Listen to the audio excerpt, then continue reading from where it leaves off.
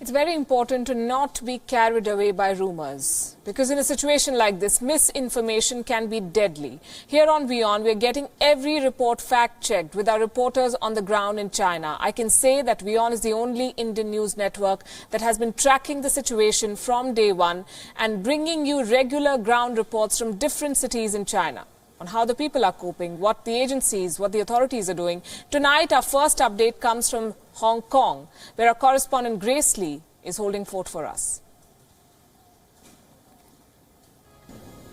Well, the latest from Wuhan is that they have a shortage of food, they have a shortage of medical supplies, and the hospitals are overflowing. Now, officials from that region say that they're worried about the kind of condition that people in Wuhan are under. Not just Wuhan, but also the area surrounding it. Several cities nearby are also reporting that their cases have skyrocketed. So they're closely monitoring the situation to try and see if there's more that they can do to make sure that the spread of the virus doesn't accelerate, but also that the people in Wuhan aren't suffering. But in this case, China has said that they will build 2 more hospitals, but it seems that's already been delayed. So we're not sure what else they can do at this point to help them out.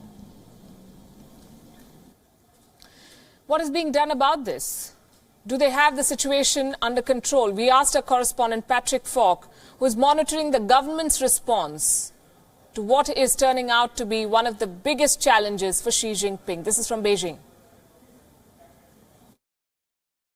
There are now 16 countries, at least, with cases of infections, and there have also been some other worrying developments, including human-to-human transmission happening outside of China. We know that that has happened now in Germany and Vietnam. Meantime, the number of confirmed cases continues to rise. There are now close to 8,000 people that have been infected and at least 170 deaths. Premier Li Keqiang, who is leading a team in China to fight the outbreak, has called the situation grave and complicated, and there's not really any sign for the time being that the rate of transmission is slowing down at all. Certainly not any evidence suggesting that. The WHO has also said that it is putting a team together to send into China to assist health authorities here, but it's also said that the world must be on alert. We are hearing reports of vaccines being made as well.